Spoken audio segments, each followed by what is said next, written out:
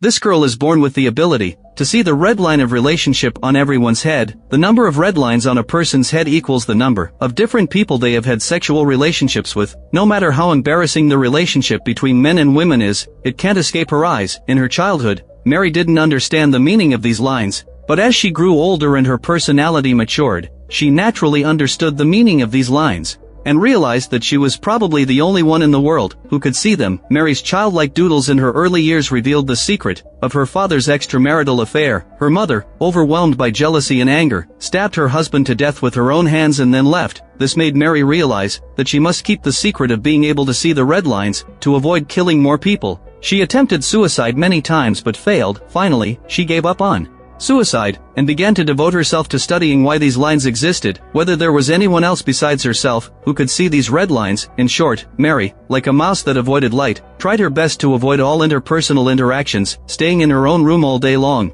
But the newly moved neighbor cared about this girl, who refused to go out. From time to time, the neighbor put some fruits at Mary's door, explaining that she lived alone and couldn't eat that much. Mary took the newly delivered apples, sat on the sofa, and watched TV while eating. It said that another homicide occurred in the Zinhudong apartment community this afternoon. A single woman in her 20s was killed. This was already the third homicide in the Zinhudong area recently. The police hadn't yet obtained clues sufficient to identify the culprit. Mary saw a takeout delivery man wearing a helmet appear on the screen. There was only a single line on his head. In this era of fast food relationships, people with only one relationship line were quite rare, not to mention a suspicious person lingering at the murder scene. Mary had a feeling that this helmeted man might be the murderer. That night, she rarely opened the window, but she saw a helmeted man, dressed the same as in the news, walking into the apartment building across the street. Mary was shocked, immediately took out her cell phone, which hadn't been used for years, and charged it. She frantically dialed the police, but she saw the neighbor girl jump onto the helmeted man and take the initiative to be intimate with him. Mary hung up the phone right away, and a red line connecting the helmeted man to the neighbor girl appeared on top of his head. This morning,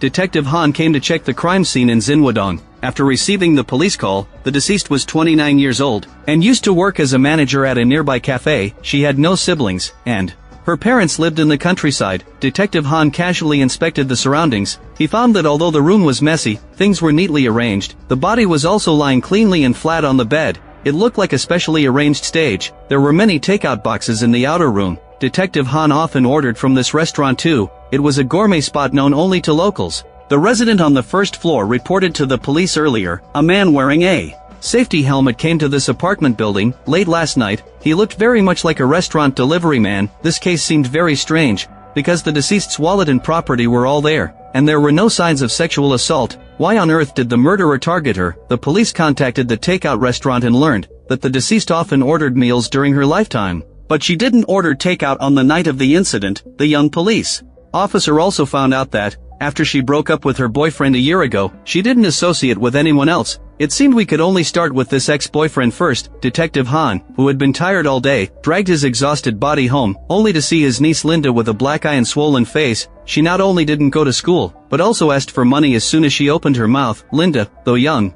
had a red line on top of her head. Her parents seemed to have passed away, so she lived with her uncle. Unluckily, Detective Han was busy all day and was hardly a qualified guardian. Linda had a hard time at school, being bullied by several girls in her class all year round. Those girls cornered Linda on the rooftop and beat her up. That's why she had a black eye, swollen face, and injuries all over her body. At this point, Linda wasn't at school. The bullies broke open her locker and rummaged through her things. Detective Han knew nothing about this, but he also noticed that his niece wasn't doing well. When he pulled her arm, he found injuries all over, but Linda refused to say anything. Detective Han had no experience in raising children, so he could only go to the balcony to smoke. Opposite him was Mary's room, and he could see that the windows were covered with cardboard. At this point, the young police officer called, saying that someone made a police report last night. The caller mentioned the safety helmet, but the information that the takeout delivery man was a suspect had never been leaked, so he checked the location of the report, which was Building B, Wancheng Apartment, Zinhudong. Detective Han thought,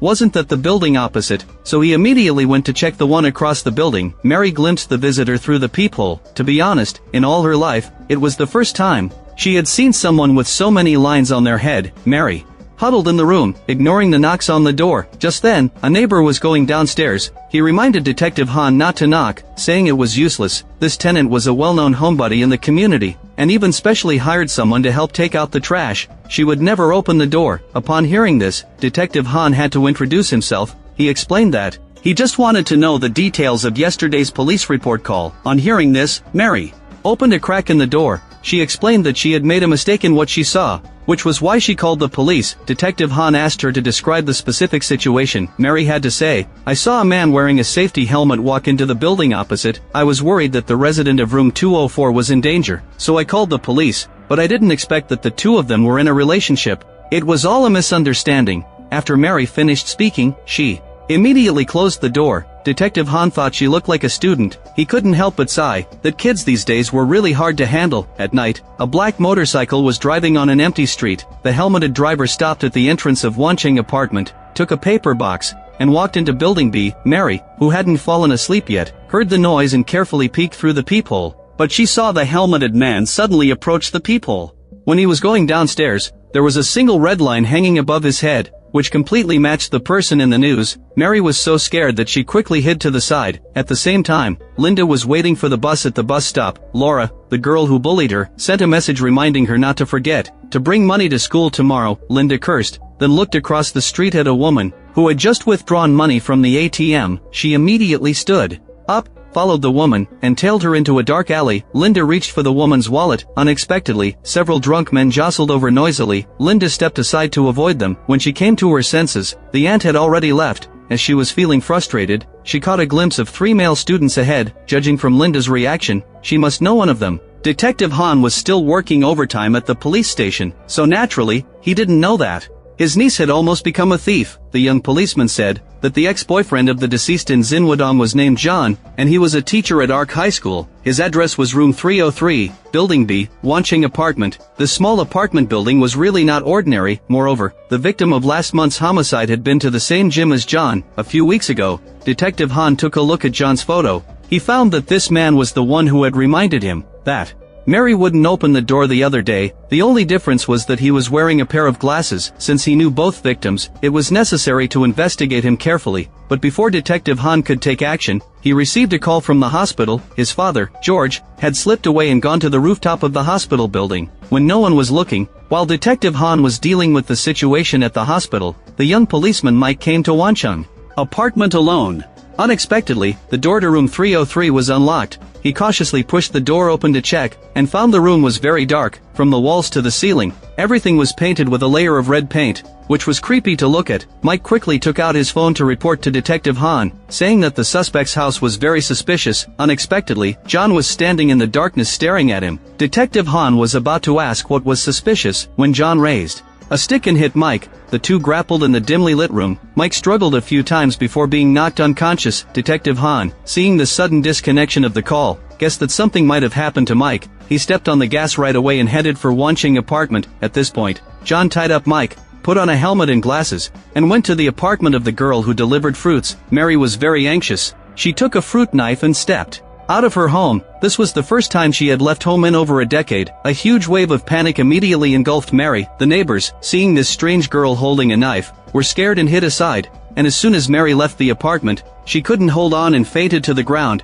In her confused consciousness, she seemed to see her mother. At this point, John had arrived at the fruit girl's house. The girl thought it was her delivery boyfriend coming back, but suddenly realized it was John. It was obvious that the two knew each other, because the fruit girl asked, "Why are you here?" John didn't speak, just looked up. The other end of the red line on his head was connected to the fruit girl's head. Could it be that John could also see the relationship red lines? Just as he was about to kill the fruit girl, Mary finally arrived at the scene. John recognized that this was the homebody girl from Building B. He stepped forward, snatched the fruit knife, and mocked her. "Could it be that you're going to stab me with this knife?" After saying that, he stabbed hard at Mary's abdomen. At the same time, Detective Han finally arrived at Wancheng apartment. He also saw the sunglasses Mary had dropped at the entrance of Building B. He hurried upstairs and found Mary's door wide open, but there was no sign of the owner anywhere. The walls were also densely covered with many documents, just as Detective Han found it strange. The sound of a fight suddenly came from the building opposite. He turned his head and saw what was happening across the way. It was definitely too late to run over now. Detective Han tore off the cardboard on the wall, pulled out his pistol, and aimed from a distance. Mary also struggled to crawl over and stab John. The latter, enraged,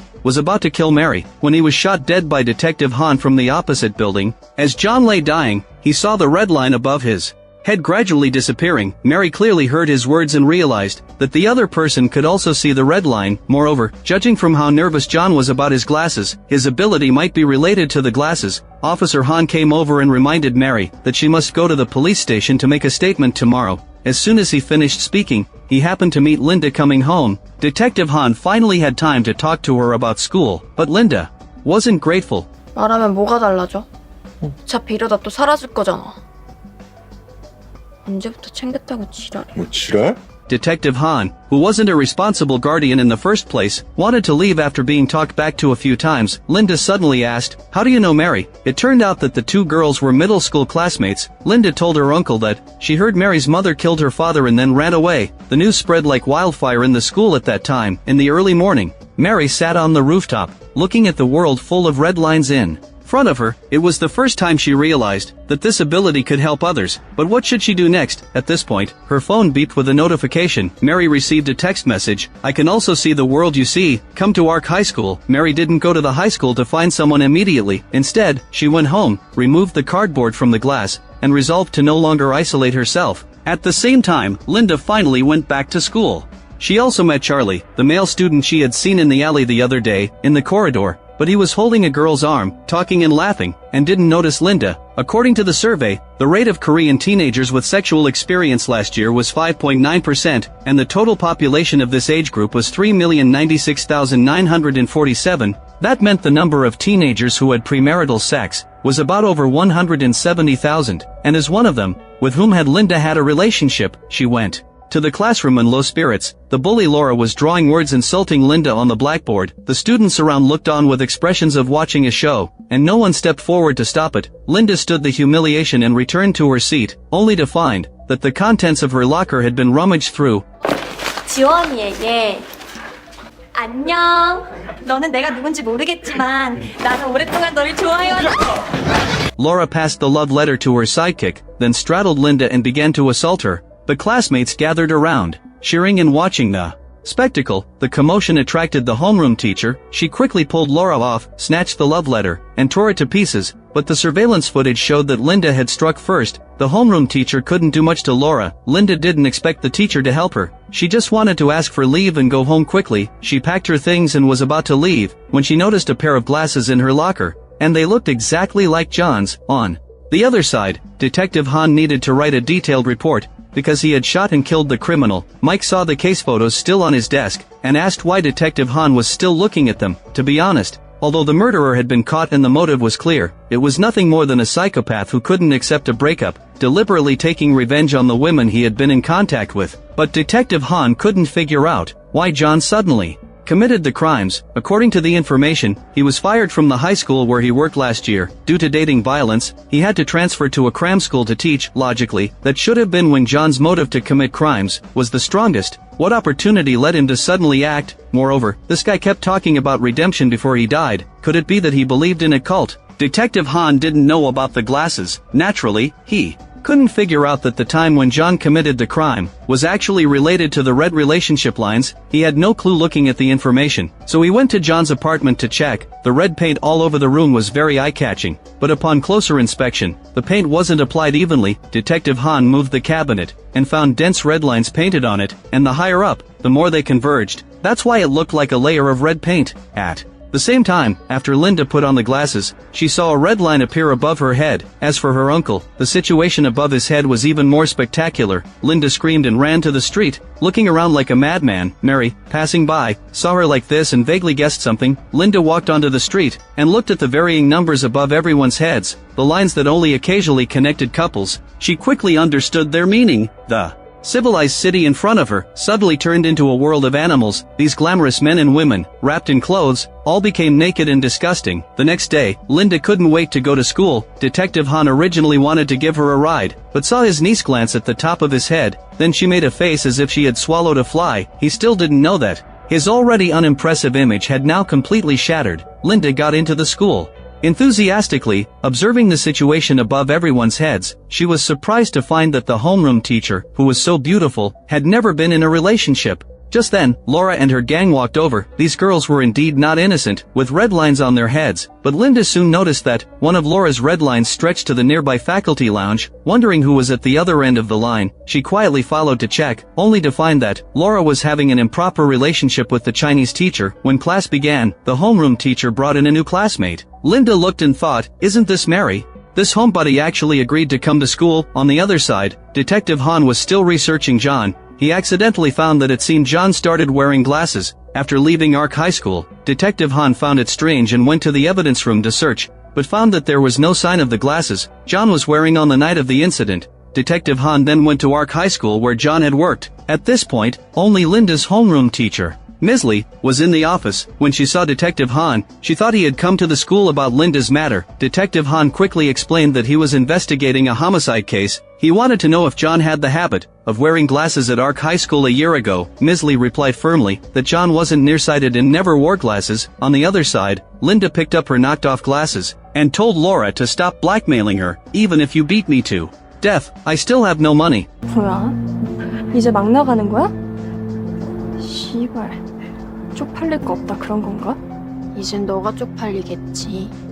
Upon hearing this, Laura kicked Linda down and wanted to continue assaulting her. Unexpectedly, Mary suddenly came to the rooftop. Laura was about to teach this new student a lesson, but Mary was fearless of death. Laura had never seen such a lunatic, so she had to leave with her gang of followers. It seemed that 왜 오지랖이야? 누가 너한테 도와달래? 나한테 아직도 안 왔어.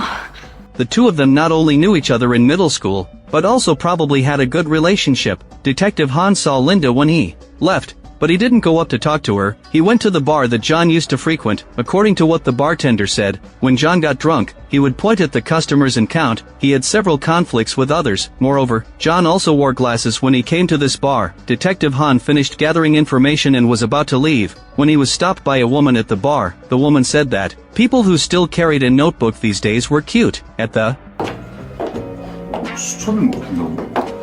same time, Linda secretly followed Laura. She found that the girl was dressed up to meet the Chinese teacher at the school. Linda immediately took out her phone to take photos, and watched them walk into a roadside hotel. She sent the secretly taken photos to Laura. The woman wasn't afraid at all. Instead, she said Linda was stupid. After all, she was a minor. Even if the scandal was exposed, only the Chinese teacher would be punished. Linda thought for a moment and realized that what she said was right, so she turned around and used the photos to blackmail the Chinese teacher, asking him to prepare 20 million won. After getting the money, Linda planned to move out and live on her own. Anyway, Detective Han didn't care about her, so it would be better to live freely alone. Mary didn't understand her friend's thoughts. Looking at the lights of thousands of homes, she only felt that being alone was really lonely. Mary dreamed of having a family by her side, but her mother had never contacted her since she ran away. The Chinese teacher was eager to cut ties with Laura. Because of the blackmail, he also asked if she was colluding with others to defraud him. Laura probably guessed what had happened as soon as she heard that.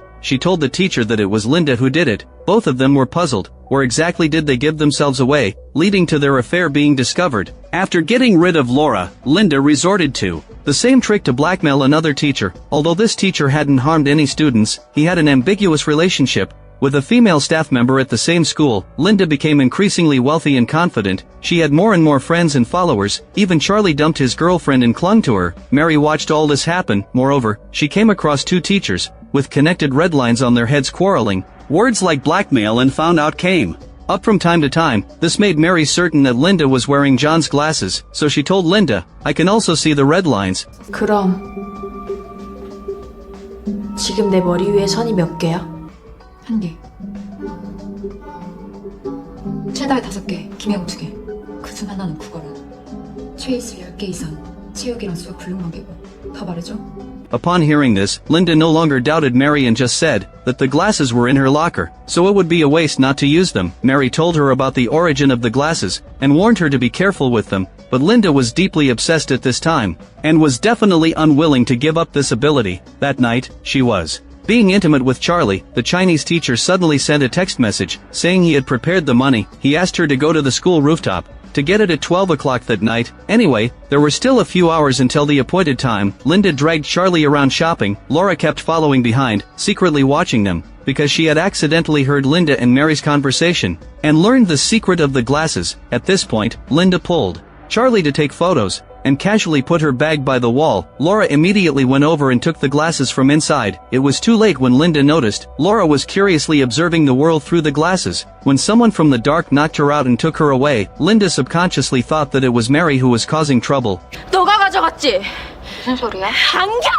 안경이 없어졌다고. 학교로 갈 테니까 이따 얘기해. Linda immediately ran to the school but found out that the Chinese teacher hadn't raised enough money at all. He also played the victim, saying he had a wife and children, and couldn't raise that much money with his teaching salary. 김혜영, 최이슬한테 학폭 당하는 거 알면서 애들도 다 쌩 깠잖아. 쟤는 내가 대신 사과할게. 진심이야, 진짜. The Chinese teacher was about to continue pleading for forgiveness when he received a photo from his wife. She questioned him, "Are you even human?" This photo was definitely not sent by Linda. It was presumably related to the abducted Laura, because she also had a backup in her phone. But regardless, the Chinese teacher had been driven to a dead end. At the same time, Mary rushed to the school. She had been worried about Linda ever since she hung up the phone. But as soon as she ran near the teaching building, she saw Linda fall in front of her, like a kite with a broken wing. The red line above her head gradually faded. As her life ebbed away, Mary quickly called an ambulance to take Linda to the hospital. Detective Han also rushed over as soon as he heard the news. Although Mary didn't know exactly what had happened, she could assure Detective Han that Linda had definitely not committed suicide. The next day, neither the Chinese teacher nor Laura came to school, but the students didn't pay much attention to it. After all, Linda's fall from the building had become the hottest topic now. The teachers were also sighing that these teenagers were difficult to manage. It was either school violence or suicide attempts every day. A male teacher, trying to change the subject, asked Teacher Kim, "Didn't you say you were going to propose marriage? How is it going? Is something good about to happen?" But Teacher Kim, with a grim expression, said he wasn't planning to get married anymore. After work, he took a plush toy to visit his sister's child. Teacher Kim planned to stay in the country for about a week, and then move to Canada. He needed to stay at his sister's house during this period. Anyway, his brother-in-law Bob was busy with work, so he probably wouldn't get a chance to meet Teacher Kim. At the same time, Linda barely managed to survive, but she was still in a coma. Mary was in a daze on the rooftop. A girl came over and said she didn't believe Linda had committed suicide. This girl was Kate from the next class. She had probably read too many detective novels, and thought she was some kind of famous detective. Mary really didn't have the extra energy to pay attention to her. Just then, the class monitor suddenly passed by. Mary grabbed the monitor and asked why he suddenly started wearing glasses. The monitor found it baffling, but he honestly explained that he had recently developed an allergy to contact lenses, so he switched to framed glasses. The monitor was indeed telling the truth, because the magical redline glasses had been placed on Teacher Kim's desk. Teacher Kim found it strange, but after asking around, no one reported losing glasses. Out of boredom, he put them on to try, but he saw red lines floating above everyone's heads. Just then, Detective Han walked into the office, and the numerous red lines on his head really startled Teacher Kim. Detective Han came to find the students who had bullied Linda, but he learned from Ms. Lee that Laura was also missing. The school couldn't get in touch with her at all. Detective Han had to talk to Charlie, because there was a photo of the two of them in Linda's bag. Charlie had a casual attitude, always looking down at his phone. He had long known that Linda liked him, but he didn't expect that girl's personality to suddenly change. He found it interesting, so he dated her. Charlie didn't know where Linda had gone. After leaving the photo studio, he only remembered that she seemed to have lost something, and was as anxious as an ant on a hot pan. Upon hearing this, Detective Han checked the surveillance footage of the photo booth, and found that Laura had taken Linda's bag, but it didn't capture what she had stolen. It only showed Laura leaving the store, entering the subway, and gradually disappearing into an alley without surveillance. The incident of Linda falling from the building was shrouded in mystery, but Detective Han's superior wanted to conclude the case as a suicide. First,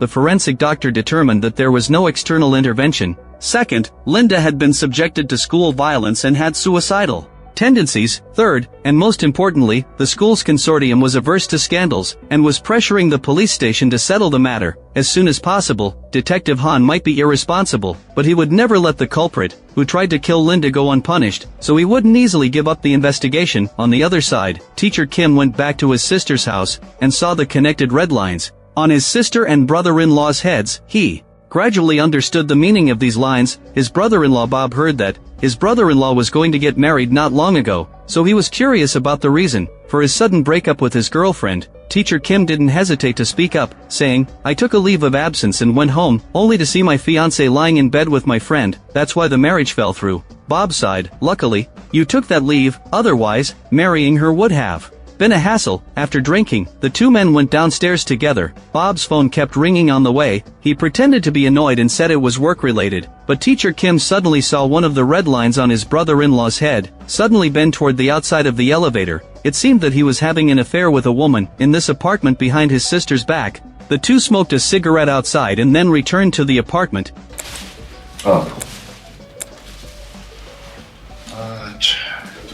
It seemed that the mistress lived on the fourth floor. Seeing his brother-in-law keep tapping on his phone, Teacher Kim pressed the fourth floor button, wanting to see whose house that red line was connected to. Unexpectedly, Bob pulled him back and said, "You got the wrong floor." The next day, Teacher Kim went to work wearing the glasses and found that two teachers had been in a relationship. He let out a speechless chuckle. He couldn't help but ask Misley, "What would you do if you found someone close to you having an affair?" The innocent Misley replied, "Then I would definitely make it public." After work, Teacher Kim went shopping with his sister, but as soon as they got home, they saw a package addressed to James. His sister, accustomed to this, said, "This must be a package for room 401, that family always writes the address incorrectly." Teacher Kim couldn't help but think of his brother-in-law's affair, so he took the package to return it to room 401, and also wanted to see what that mistress looked like. But before he could make up his mind to ring the doorbell, he saw a young woman carrying a shopping bag approaching. Teacher Kim hid in the dark, watching her pick up the package and walk into room 401. Teacher Kim went downstairs and quietly checked the mailbox of room 401. James on the package should be the name of the mail owner, and the woman just now was named Taylor, who should be a married woman. Today was the anniversary of Teacher Kim's mother's death. The brother and sister sat down to eat after paying their respects. The brother-in-law said he was going on a business trip to Gumi, which usually took 2 or 3 days. Teacher Kim, seeing his sister's accustomed look, couldn't help but doubt the truth of this business trip. In his childhood, his father had an affair and abandoned the family. When he grew up, his fiancée of 6 years also betrayed him. Now he fled to his sister's house, only to find that his brother-in-law was also fooling around behind his wife and daughter's back. Teacher Kim felt very angry and disgusted. But the next day, the school received another bombshell news. Photos of the Chinese teacher and Laura were exposed. The former wrote a confession letter and then committed suicide, dying in the underground garage. The exact time of death would have to wait for the autopsy results, but judging from the body, he must have been dead for at least 3 days. Detective Han thought the garage wasn't the primary crime scene. The car was parked right in the center. How could it be that no one found the body for 3 days? Moreover, the body appeared as soon as the photos were released. Wasn't that too much of a coincidence? Detective Han went to the school, stopped Mary who had just finished class, and wanted to get more information from her, but Mary suddenly asked, "Have you seen Linda's glasses?" 안경 찾아주세요. 그럼 제가 말씀드릴게요.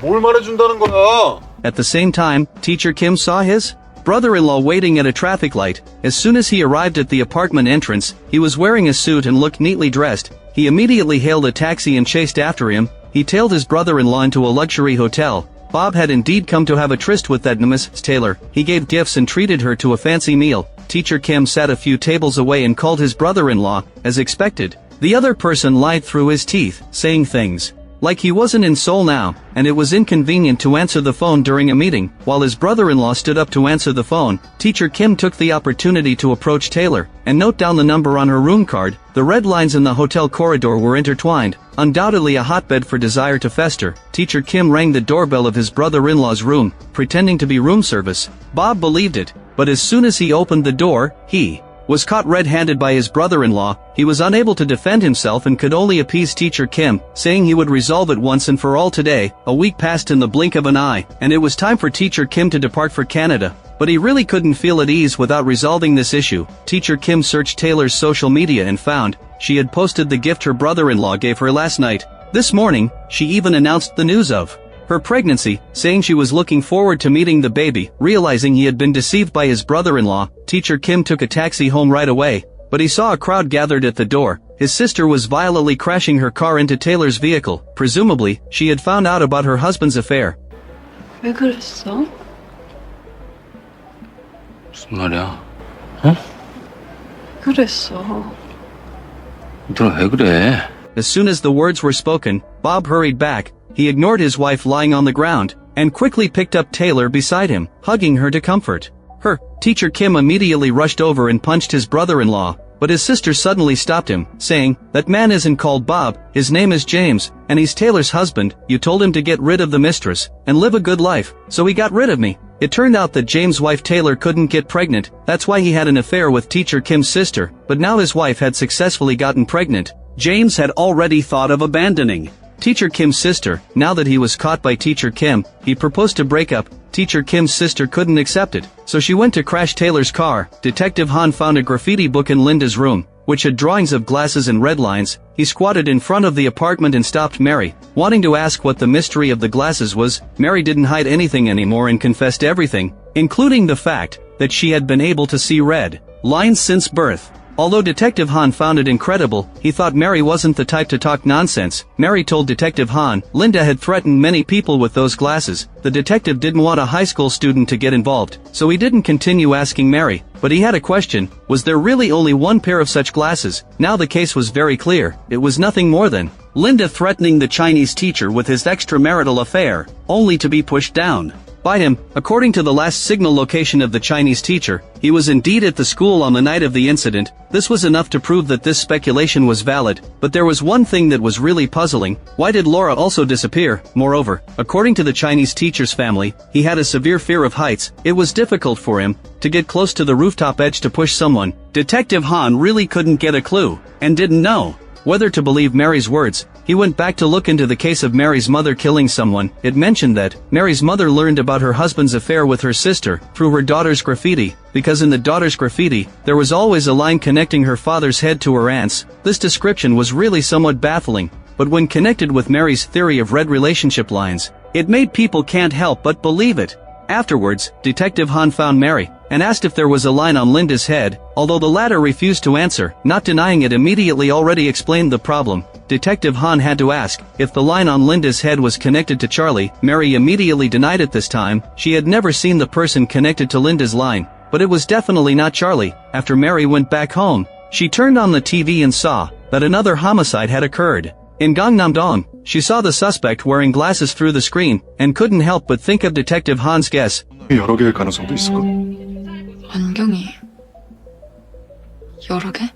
It turned out that Detective Han's guess was correct. Teacher Mia from Ark High School also had a pair of glasses that could see red lines. At this time, she was scolded by her superior until her face turned red, and could only take her anger out on the stapler. Mia didn't want to argue with such an unpopular woman. She was discovered by a talent scout when she was very young, and dreamed of becoming an actress one day. When other female colleagues were infatuated with the music teacher, Mia couldn't help but peek at him too, but she clearly knew that the music teacher's gaze would also fall on her. On this day, she put on a wig and changed her style. She came alone to a Mia hotel which had the same name as her. Coincidentally, Mary was working here. Kate was bored during the holiday, and even dragged the monitor over to visit. She had long seen that the monitor was interested in Mary, so she had been secretly matchmaking them. At this point, Mia, who had rented a room for a short time and then left alone, passed by. Kate recognized at a glance that this was an employee from the school's administrative office. Mary glanced at her and saw a red line on top of her head. Mia, wearing bright and beautiful clothes, returned to her narrow and cramped rental room.